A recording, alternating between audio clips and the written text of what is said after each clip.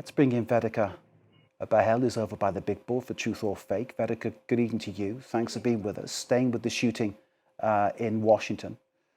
The social media has been ablaze with conspiracy theories that the incident was staged. Talk us through them.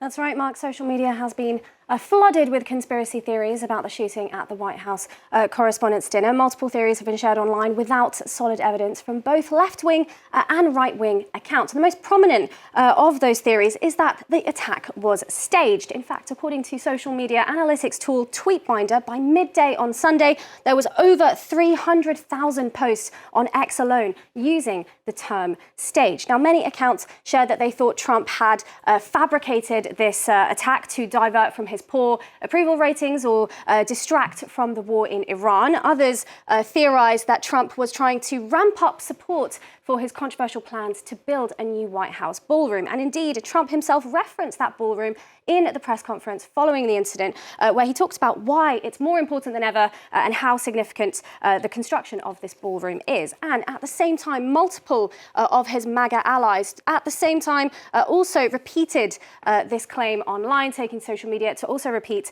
how important that ballroom is, and we really, really need it. And it is this quick coordination, in fact, that led many social media users to ask the question, is this a staged event? Now, when Donald Trump was asked by CBS News' 60 Minutes about these theories of a staging, he blasted them as sick. So let's take a listen now directly to the US president.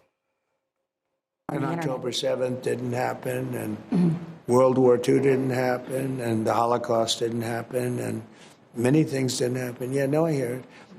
I don't know. I think they're more sick than they are con people, but there's a lot of con in it too. I haven't heard that last night didn't happen. Usually it takes a little bit longer. Yeah. Usually they wait about 2 or 3 months to start saying that. So there you have it, Donald Trump sarcastically listing some things that he says some people don't believe, but also hitting out at those who believe that this recent shooting at the Correspondents' Dinner isn't real. Many internet users pointing to various clips that they say prove that the shooting was orchestrated. Now, what do they mean by that? Well, Mark, a clip of Press Secretary Caroline Leavitt from just before the dinner helped fuel speculation when she said that there would be shots fired tonight. Let's have a very quick listen to what she said on the red carpet.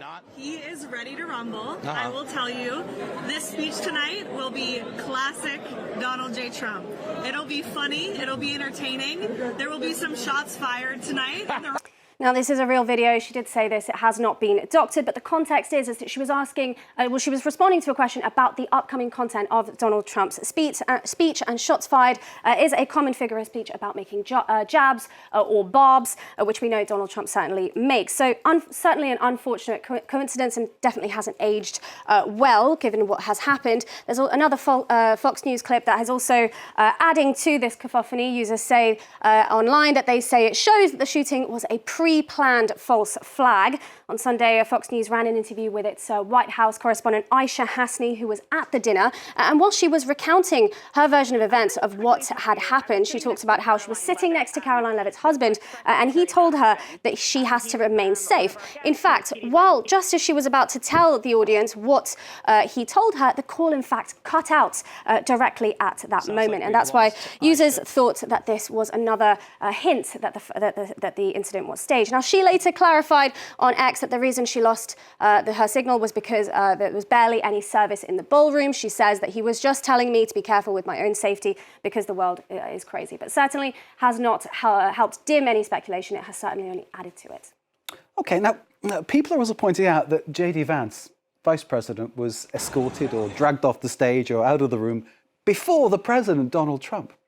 Well, yes, a video of Vice President J.D. Vance being yanked out of his chair and rushed to safety has gone viral, particularly, as you'll see in this video, that it takes the Secret Service about 10 to 12 more seconds to then make their way through and rush Donald Trump to safety. And internet users have latched onto this and are heavily sharing this to imply a staging. Now, this is an authentic video. J.D. Vance certainly was evacuated before Trump, but there is a likely explanation. In fact, another angle from the Correspondents' Dinner, we can see that Trump, in fact, was blocked by a Secret Service agent who came and body blocked Trump right there. So he was protected during those moments whilst J.D. Vance was being whisked out. That said, it certainly hasn't stopped conspiracy theories from circulating about this incident from the Correspondents' Dinner. And of course, Mark, questions remain about the efficiency of the Secret Service and current security measures, and how even a gunman was even able to access such a high-profile event.